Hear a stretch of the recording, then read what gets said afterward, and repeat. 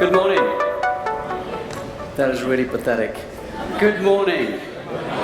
Awesome. I thought after Esther had whipped you all up, there'd be a little more energy, but we've got to keep doing that.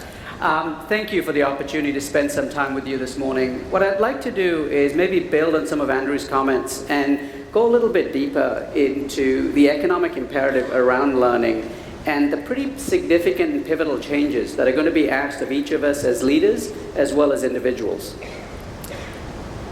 And the fact base for this is from a couple of places. The first is some of the work we've been doing with the World Economic Forum on this idea of skills as the currency of the new labor market. Work that my co-author John and I developed leading into two of our last three books. And some emerging research, which I'll share with you, that is coming out from the World Economic Forum as well as the Society for HR Management in the United States on the future of the Chief People Officer and the future of HR. So much of the dialogue that is reshaping what we know and think about learning is rooted in how work itself is changing. And so if you look at the framework that we have up there, if you believe that if you believe that there's nothing special about us as a species, then you would say over time, automation will increase dramatically. We will cross the singularity as it relates to artificial intelligence, and all work will essentially be done by robots. What we as humans will be limited to is envisioning demand and directing capital to the machine so that we can produce output, which then have to be consumed by someone, which is going to be very interesting because there's going to be no income to drive consumption, right? But that's one of the reasons why you have ideas like universal basic income. Everyone familiar with universal basic income? I see some nodding heads. Those of you who don't know need to get out a little more often. But please do look it up because there is a raging debate and lots of experiments around the world around this idea of how we power a consumption-based society if in fact the jobs all disappear. It's one of the reasons people like Bill Gates in Davos the last 3 years has called for a shift to taxing robots. In effect, shifting taxation from income to taxing capital, and then redistributing that income, that capital or the taxes to the population so that we can continue a consumer-based economy. But that's if you believe in this dystopian future, right? I personally have a belief that what we're going to see is something quite different, and it's the right-hand side of the curve. And it's this belief that human work is going to be constantly, more rapidly, and perpetually reinvented. And at the heart of this is what John and I wrote about in our book called Reinventing Jobs. At the heart of it is that automation doesn't destroy jobs. What automation does is three things. It substitutes certain highly repetitive, rules-based work or tasks. It augments a lot of other human activity, but it also creates a significant amount of new human work. But it's until you get beyond the job. It's only when you get beyond the job that you can actually see what this actually means. Now, in a world where work is continuously getting reinvented, what we're starting to see is learning shift to the heart of the new employee experience. Learning becoming the heart of the value proposition. It's recognizing that we're moving very rapidly from that legacy one-to-one relationship between a degree, a person, and a job, to the many-to-many relationships between numerous skill acquisition opportunities, multiple skills themselves, and skills matched to work through a whole plurality of different means. A fundamentally different equation for how work is going to be done going forward versus how it's been done for the last 250 years. So reskilling and reinvention are going to be at the heart of the New Deal. And underpinning that, as you'll see in the subsequent slides, is a very different vision for what learning needs to look like. I think Alvin Toffler, the great futurist, said it really well, and some of you may be familiar with this quote. In 1973, think about that, most of us were in diapers back then, right? In 1973, in his book Future Shock, he said, the illiterate of the 21st century will not be those who can't read and write, it'll be those who can't learn, unlearn, and relearn. And that is really at the heart of the future of work. I mentioned this piece of research that we're doing with the Society for HR Management. We went out and we interviewed several hundred chief executive officers, several hundred board members, and CHROs from around the world. And of the 5 big pivot points for the future of HR, the third point was the need to embrace perpetual reinvention and what that means for us as a species and how we reskill and retool ourselves to stay relevant. And this is some data that the World Economic Forum produced, and there are many, many studies out there around the need for not just a little bit of reskilling, but quantum increases in reskilling and continuous reskilling. The same study also revealed that what will increasingly be a 60-year working life for our children is going to require them to retool themselves, not once, not twice, but potentially up to 4 times over the course of that career. And one of the examples that we illustrated in our book was of that of an oncology surgeon. As more and more automation, robotics, whether it's in diagnostics, in surgery, starts to come into that particular profession, that surgeon going from being the person who sort of decides treatment to increasingly being the person who teaches and coordinates the robots, to increasingly becoming the person who coordinates end-to-end care delivery, including not just the surgery, but all of the post-operative care and treatment. That's calling for not just adjacent skills, that's calling for some dramatically different skills over the course of that person's profession. And that's why, how many of us had our parents ask us, what do you want to do when you grow up? What job do you want to do when you grow up? Probably every single person in this room, right? Please don't ask your kids that question. Because whatever they tell you today does not, whatever they're going to actually do does not exist today. So they have no way of knowing. All you can do is sort of create, embed in them the curiosity and the desire to look around corners and see what's coming next. At the heart of, I mentioned a second ago that at the heart of this New Deal is the fact that learning is becoming the epicenter. It used to be pay and benefits, but as you saw from Andrew's slide, learning is essential going forward, and it's the thing that the next generation of talent explicitly recognizes, that unless I'm staying relevant, I'm not going to make money. Unless I'm staying relevant, I'm not going to have the opportunity to grow and develop, and I'm not going to have the means to sort of power the lifestyle that I'm looking for. Learning is the absolute engine for that continued relevance. And you see some of that in this research. One of the most interesting findings was the gap you see at the bottom of the slide, which is of these several hundred executives we talked about. Virtually everyone acknowledges that we need to rethink learning and we need to engage in this idea of perpetual reskilling. But as you'll see, less than 20% actually believe that they're prepared to do that. And in large part, it's for 2 reasons. One is, we talked about this issue of budgets. Learning and development is often the first thing cut in a downturn, as many of us know. Learning and development is viewed as sort of tangential to how the work is being done. And secondly, the mechanisms for learning and development have traditionally involved high frictional costs. I loved Andrew's picture of that old style classroom. It was episodic. And that's where I think there is a huge opportunity for us as a community of professionals to reinvent learning in order for it to keep up with the pace of business. Every year we do a study on the future of work, and no exception this year. We went out and we talked to some 1,200 companies around the world about how automation was going to change work, what were their biggest challenges, and there was a lot of data about things that they were going to do now. But there are 2 data points here that I want to sort of call out.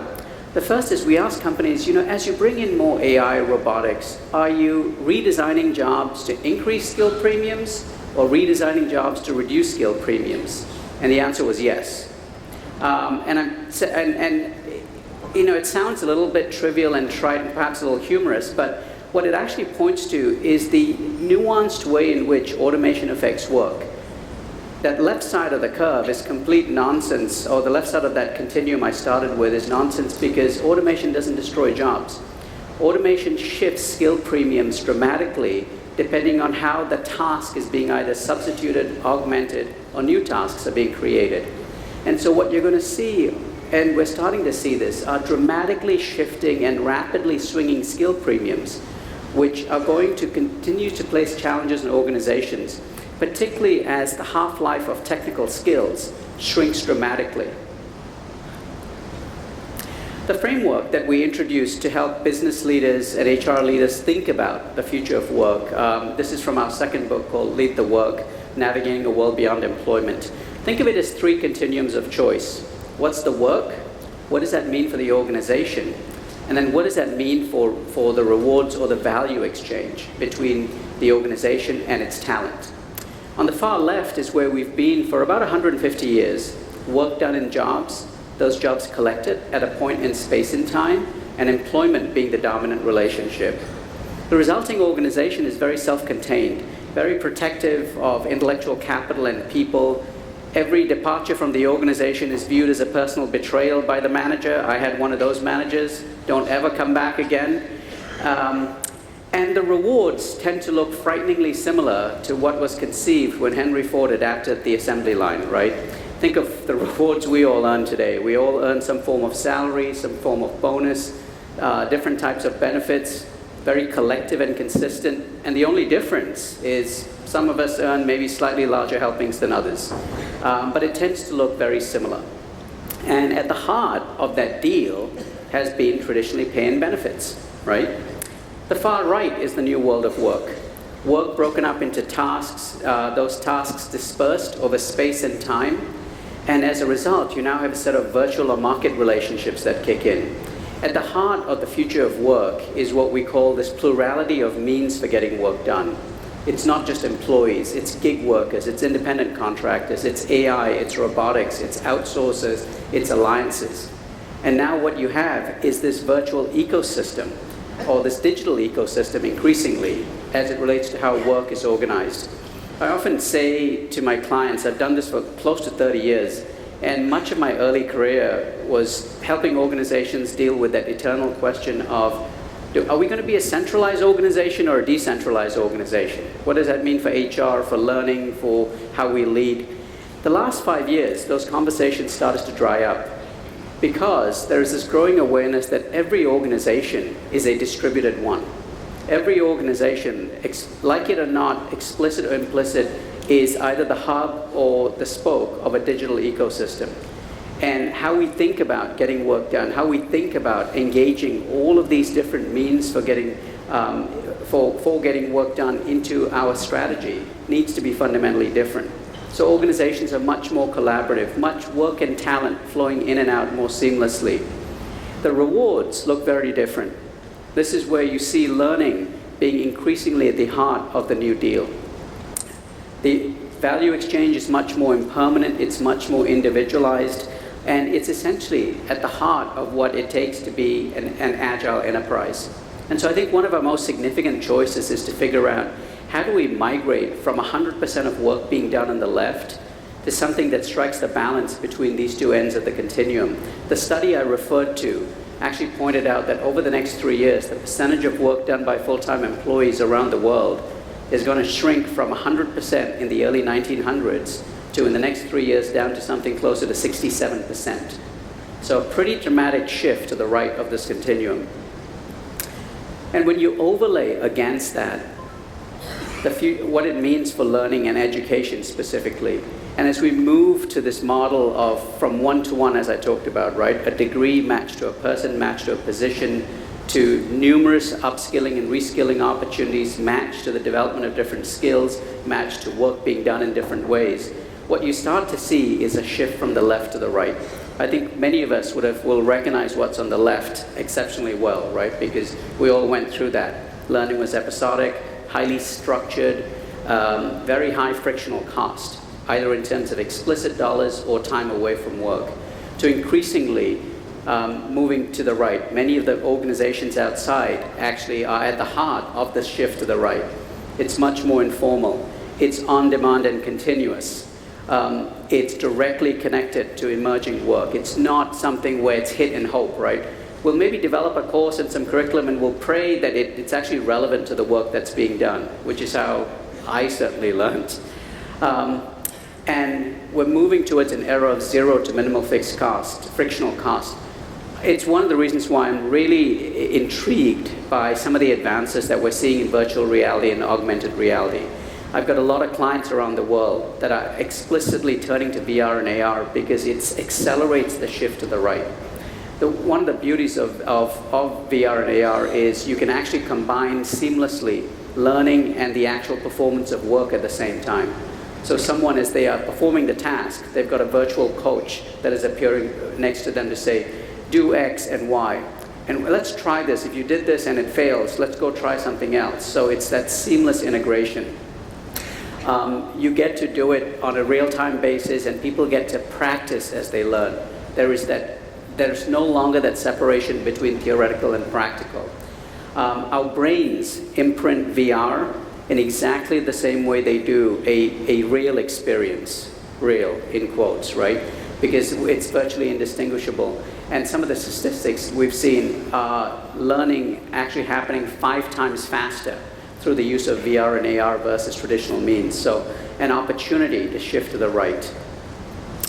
I want to end with some advice for each of you as leaders. And then for all of us as individuals. As we've looked at the evolution of work, there are 4 critical skill sets that are becoming essential, regardless of what your function is. Head of L&D, someone who's a manager at L&D, head of HR, someone who's running a business. The first is recognizing that as work moves beyond the organizational boundary, our ability to orchestrate a new ecosystem of work where more and more leadership is distributed to the edges is going to be essential. Leaders who can release control, but at the same time ensure you've got the people who really make the difference, the folks at the front lines, the ones who are innovating every day, the ones who are shaping your customer experience, the ones who are transforming your processes, that they're the ones equipped to make decisions and to make strategic decisions that you might have made at the center. Increasingly, for HR as well as leaders, it's also about curating the optimal set of experiences for every human being who touches your enterprise. I talked about the shift from 100% of work being done by employees in jobs to increasingly work being done by this whole new plurality of means. Gig workers, AI vendors, RPA vendors, etc. How do you ensure that all of them are connected to your mission and purpose? I was talking to Esther this morning and I said, we've mapped out the evolution of work over the last 4 industrial revolutions with the World Economic Forum. And the thing that comes out at you is how our tools have grown more prolific, how our tools have shaped how we think and work, and how our tools have become far, exceptionally powerful. The more powerful our tools, the greater the likelihood for us to do harm. The greater the likelihood for us to make really bad or stupid decisions that impact communities negatively. And I think what's going to be increasingly critical is ensuring that our leaders are anchored to not just the next quarterly earnings per share or the stock price, but the impact of their decisions on all of their stakeholders. And so this alignment to mission and purpose of every human being who touches your enterprise is increasingly critical. And there's nothing more foundational to that alignment than learning. The other key element here, I was at a World Economic Forum meeting. We were in Davos, and Lena Nair, who is the Chief HR Officer at Unilever, who is an outstanding executive who has just made some changes unlike any I've seen in other organizations. Lena and I were on a panel together talking about this need for a skills-based labor market. And she said, when I think of those 8 different means you talk about, and I think of where we used to be, right? We used to count on structure, organization structure, job architecture, hierarchy as this control mechanism for controlling behavior and guiding decision making. But increasingly, as we think of work moving beyond the organizational boundaries, we think of all of these different relationships. Culture really is the new structure. Culture, that alignment to mission and purpose, that lets every single human being see themselves in what you as an organization are trying to do, and the opportunity for them to grow and develop is increasingly that new structure, that way of aligning interest. The last thing I promise I'll leave you with is this. Who did this when they got iPhone 7? Come on. Like, what the hell? You mean I can't make a phone call and charge the phone at the same time? Which idiot came up with this idea, right? But if you think about this, you know, I'm not ashamed to admit, I guess, since I'm a little older, I had a Motorola flip phone in 1997, right? And I had that same phone from 1997 to 2007. The phone didn't change, I didn't change. It dropped calls just as often in 97 as it did in 2007. And we were very comfortable with technology being static, right? But in the last 10 to 15 years, what have we demanded? We have demanded perpetual obsolescence of our technology. Every day that iPhone or Android device has got an app that's upgrading in the background. Every so often, the operating system upgrades. If you're like my children, the hardware must upgrade every year. If you're like me, every 6 years is probably okay. But we have come to demand perpetual obsolescence on the part of our technology. Technology is rendering us perpetually obsolete.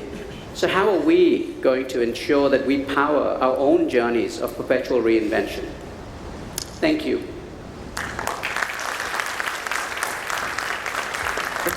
Ravin, with your permission, since we have a couple of minutes left, I'd just like to ask the audience if we have any questions. And yeah, maybe absolutely. you could just take them up right now. I would be delighted. Yes, ladies and gentlemen, so we have a couple of minutes left. In case you have any question, please do raise your hand, and we'll ensure a mic reaches you right now. I think we must also give them 30 seconds to think of their question. Okay, gentlemen here, can we have a mic here, please? So, could you please raise your hand once again so that she can reach you? Any other question? Please raise your hand. We have another mic. Okay, we have 2 more questions here in case we have another mic, please. Should we take all the questions first, or would you like to do it one at a time? I'll probably forget. Okay, cool. So let's Yes. do one at a time. Sir, go ahead. The catch box. Okay. If you shout it out, I'll repeat the question. You talked on one of the slides about transition from high frictional cost to zero frictional cost. Can you explain about that? Okay, so the question was that continuum of learning where we transition from the left on high frictional cost to low to zero frictional cost. So if you think of learning, right, there's 2 points of frictional cost. One's time and the other is hard dollar cost. So time is time away from family, your work, etc. The second is the explicit cost associated with getting a degree. And let me give you some examples of what we're seeing in terms of that shift to virtually zero frictional cost. Harvard Business School and the National University of Singapore have both said to all of their graduates that no longer do you need to pay to come back and reskill. We'll provide you with free, unlimited upskilling and reskilling if you've graduated from here. And we're seeing many more universities do that. So that explicit dollar cost piece is increasingly being addressed. And you see that through all of the different learning platforms in terms of bite-sized education. You've got MOOCs, which provide for upskilling at virtually zero cost, etc. The second part of cost is the time dimension, right? So if you go back to that statistic that people are going to need to reskill themselves maybe 3 to 4 times over the course of a lifetime, can they afford to go back to university for 2 to 3 years each time? That's a heck of a lot of time away from family, away from the job, etc. And I don't think we can afford that. I think increasingly what you're going to see is that quantum significant reskilling, not just acquiring a few new skills, but significant reskilling is going to call for a complete re-envisioning of the old 70-20-10 rule of learning, right? So how do we spend that 70%? Not just to acquire some incremental skills, but to acquire some fundamentally different skills. And that's where my point about VR and AR becomes really important, because you get to learn as you do. You are being supported, you're being coached, you're being taught as you're doing the work.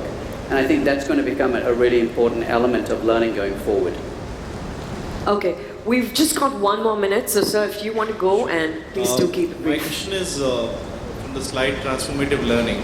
So what is your suggestion for a company which has been using the traditional way of training and running learning, but right now the shift is towards informal, right? So, and also the demand to create learning experiences online, on demand, and on the go also. So what is your suggestion for somebody like me who is working for a company which is struggling to transition from the traditional to the transformative learning?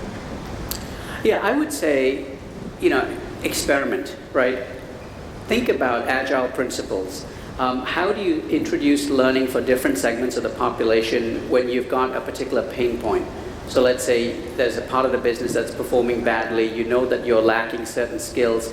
Can you introduce learning as a way of addressing some of those pain points? Can you give people access to some of these emerging opportunities and skill building opportunities that allow them to acquire skills quickly and cheaply and on a real-time basis through some of the mobile technologies we talked about versus maybe the more traditional means?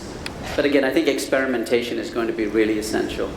Thank you. All right, that's all the time we have. Ladies and gentlemen, can we have a huge round of applause for Ravin? Thank you so much. Thank you. A lot of food for thought and action.